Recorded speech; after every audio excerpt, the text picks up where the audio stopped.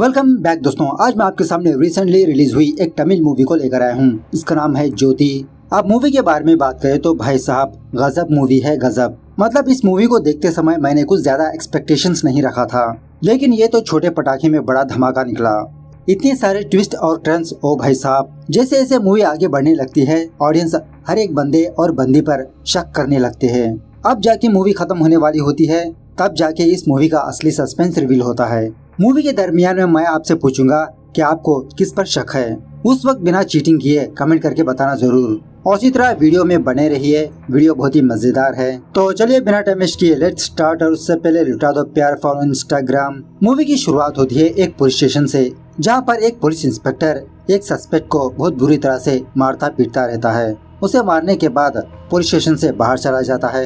इस इंस्पेक्टर को देखने के बाद दो कांस्टेबल्स हेड कांस्टेबल मुत्तू के पास आकर शक्ति के बारे में पूछने लगते हैं कि सर आखिरकार शक्ति क्यों ट्रांसफर होके चले गए। क्या सच में ज्योति के केस को इस इंस्पेक्टर ने पूरा किया था। मुत्तू इन दोनों से कहने लगता है नहीं नहीं, ज्योति का केस तो शक्ति सर ने कंप्लीट किया, लेकिन सारा क्रेडिट ये इंस्पेक्टर ले गया। ऐसा कहते हुए उस केस के बारे में बताने लगता है। सीन फ्लैशबैक में जाता है। आधी रात को डॉक्टर अश्विन अपनी वाइफ ज्योति से कहने लगता है कि मुझे अर्जेंटली बेंगलुरु जाना होगा, कुछ काम आ गया, तुम बस अपना ख्याल रखना। और उस वक्त ज्योति प्रेग्नेंट होती है।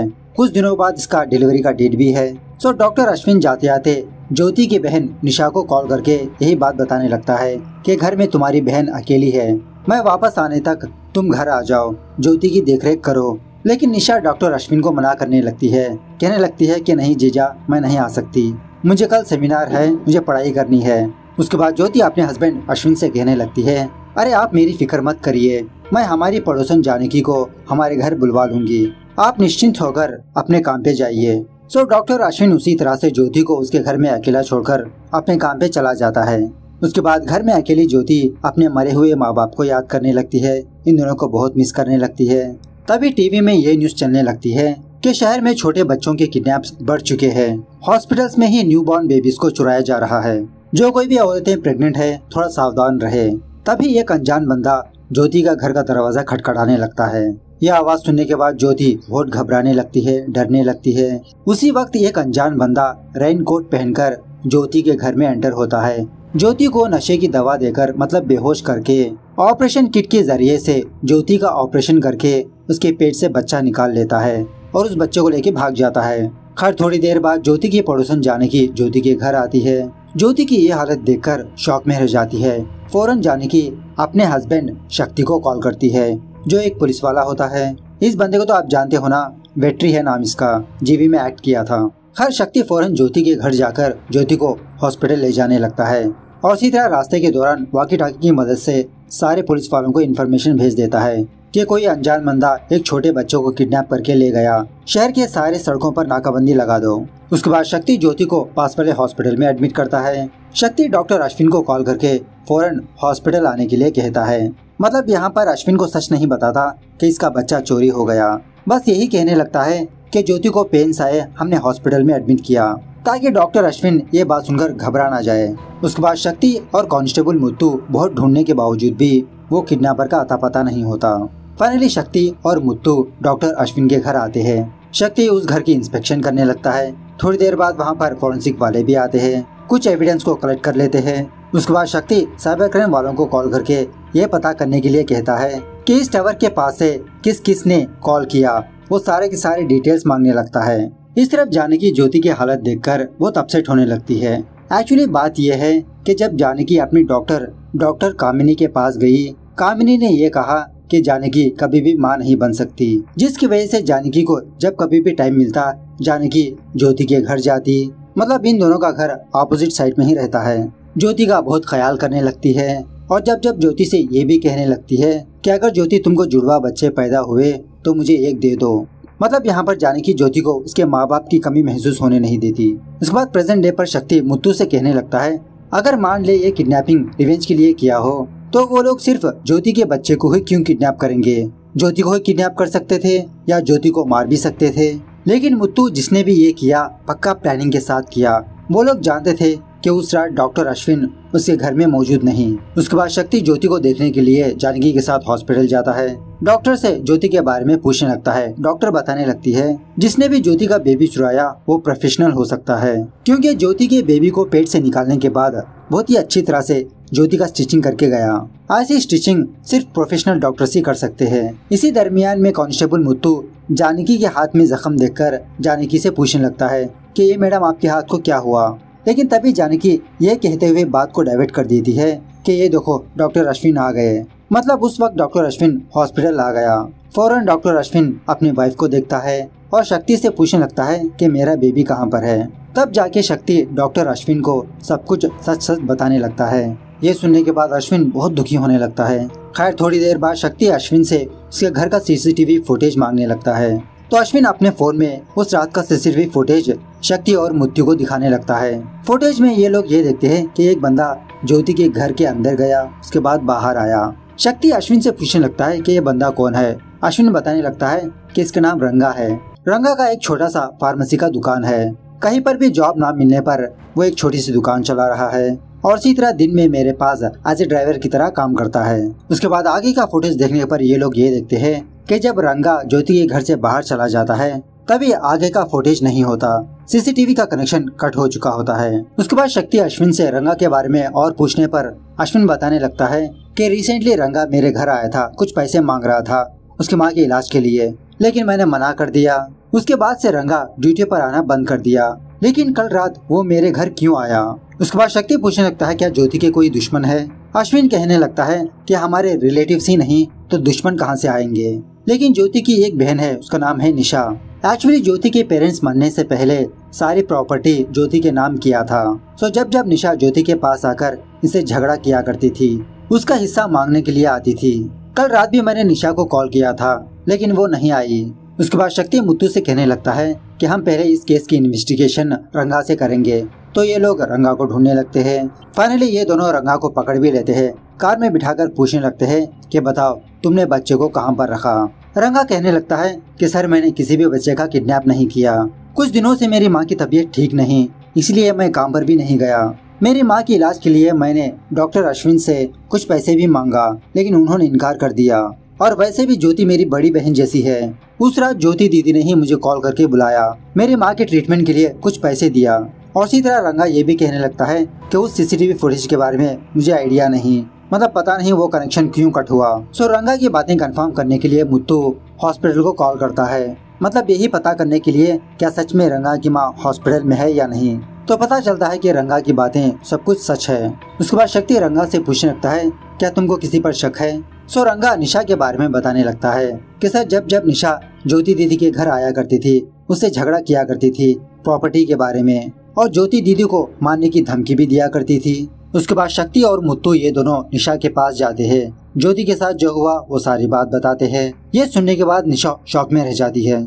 शक्ति निशा से पूछने लगता है कि हमें ये बात पता चली कि तुम रेगुलरली ज्योति के पास जाती थी झगड़ा करने के लिए प्रॉपर्टी के बारे में। निशा कहने लगती है हाँ मैं ज्योति के पास जाती थी, उसे वार्निंग भी दिया था। एक्चुअली इंस्पेक्टर साहब ज्योति मेरी ओन बहन नहीं है, मेरे माँ बाप ने ज्योति को गोद लिया था। मेरे माँ बाप के शादी के बाद उनको कोई भी संतान नहीं हुई, जिसकी वजह से मेरे माँ बाप ने एक ऑर्फनेज जाकर ज्योति को गोद लिया। उसके बाद मैं पैदा हुई। मेरे माँ बाप हमेशा यही समझते थे कि ज्योति की वजह से ही इनका लक अच्छा है, और इसी तरह ज्योति की वजह से मैं पैदा हुई। इसीलिए मेरे माँ बाप मुझसे भी ज्यादा ज्योति को प्यार करते थे। इवन मेरे फादर सारी प्रॉपर्टी ज्योति का नाम कर दी, मुझे एक फूटी कौड़ी तक नहीं दी। इसलिए मैं हमेशा ज्योति से मेरे हिस्से के बारे में लड़ती झगड़ती रहती हूँ, लेकिन मैंने ज्योति को कुछ भी नहीं किया। सर मुझे एक बंदे पर शक है। एक दिन जब मैं और ज्योति किसी रेस्टोरेंट में बैठे थे, एक बंदा हेलमेट लगाकर हमको फॉलो करता था। जब हम दोनों अश्विन के हॉस्पिटल गए थे वो बंदा वहाँ पर भी फॉलो किया।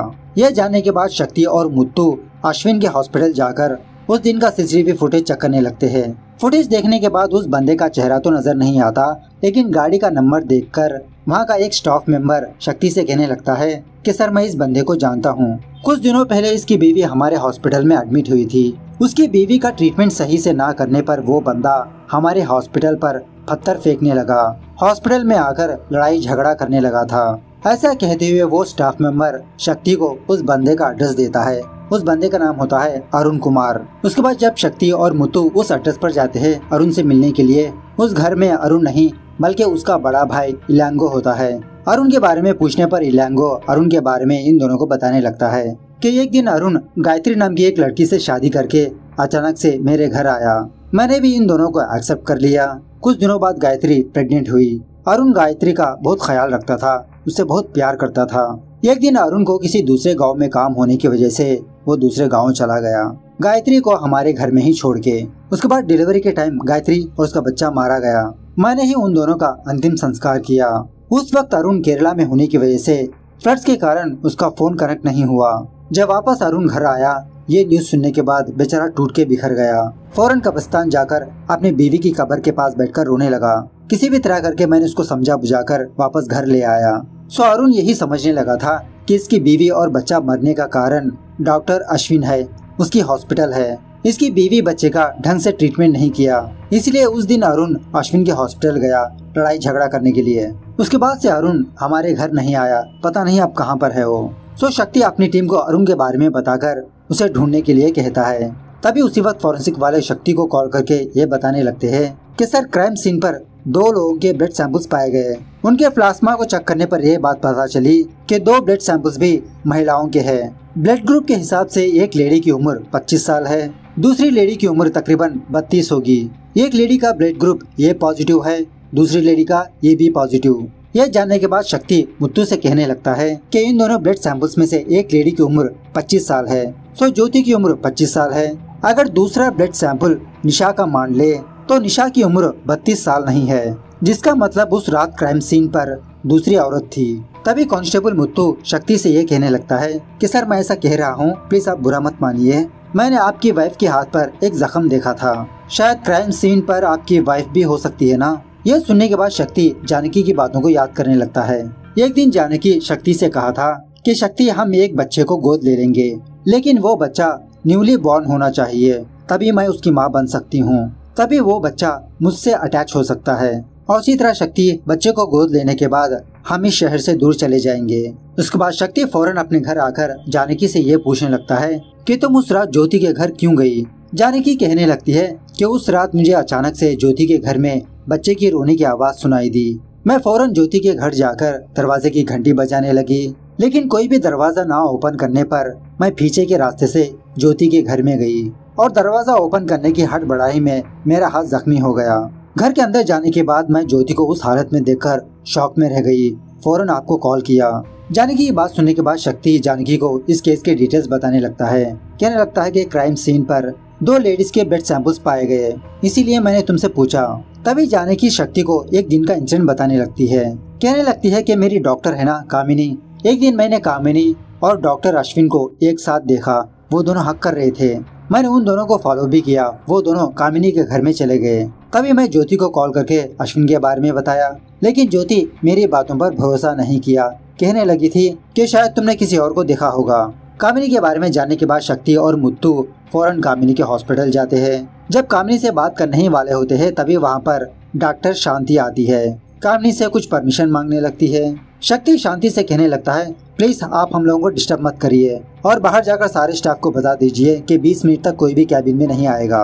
उसके बाद शक्ति कामिनी से पूछने लगता है कि हमको ये बात पता चली कि तुम्हारा और अश्विन का अफेयर चल रहा है, इसीलिए ज्योति पर गुस्से से उसके बच्चे को किडनैप किया और दोबारा ज्योति के पेट को स्टिचेस कर दिया। ये काम सिर्फ प्रोफेशनल डॉक्टर ही कर सकता है। यह सुनने के बाद कामिनी शक्ति से कहने लगती है कि मुझे ये बात तो पता है कि अश्विन की शादी हुई, लेकिन ज्योति प्रेग्नेंट है ये मुझे बिल्कुल भी पता नहीं। हाँ, कॉलेज डेज में मैं और अश्विन एक दूसरे से बहुत प्यार किया करते थे।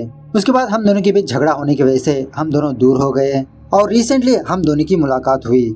बिजनेस के बारे में बात करने के लिए हम दोनों के बीच मुलाकातें होती रहती है।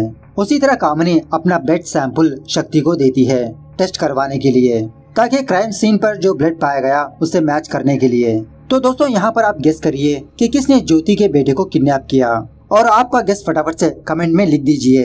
उसके बाद शक्ति कामिनी का ब्लड सैंपल फॉरेंसिक वालों को देता है टेस्ट करने के लिए, मैच करने के लिए। फॉरेंसिक वाला शक्ति से कहने लगता है कि सर इसकी अब कोई जरूरत नहीं, क्योंकि क्राइम सीन पर जो ब्लड सैंपल पाया गया वो एक स्पेशल केस है। मतलब उस बंदे को थैलेसीमिया नाम का एक डिसीज है, जिसका मतलब हर एक 17 डेज के बाद वो बंदा अपना ब्लड चेंज करना होगा।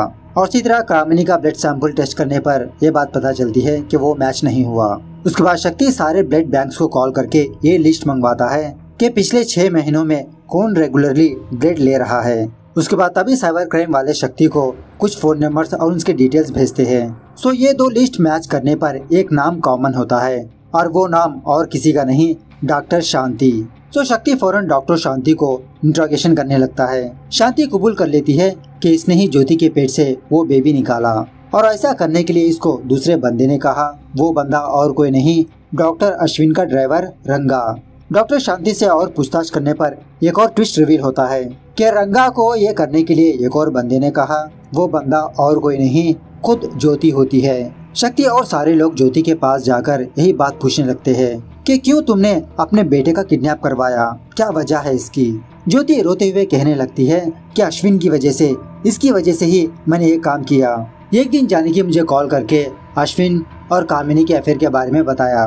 पहले तो मैंने जानकी की बातों पर यकीन नहीं किया, लेकिन अश्विन के बर्ताव से मुझे थोड़ा शक होने लगा। सो एक दिन मैं रंगा को अपने घर बुलाकर अश्विन के बारे में पूछने लगी कि रंगा, तुम तो मुझे बड़ी बहन मानते हो ना, तुम्हारे साहब अश्विन के बारे में क्या जानते हो, प्लीज मुझे बताओ। लेकिन यहाँ पर रंगा अश्विन और कामिनी के अफेयर के बारे में ना बताते हुए एक और ट्विस्ट रिवील करता है। कहने लगता है कि दीदी, अश्विन सर बहुत बड़ी गलती कर रहे हैं, ट्रीटमेंट के नाम पर लोगों को धोखा दे रहा है।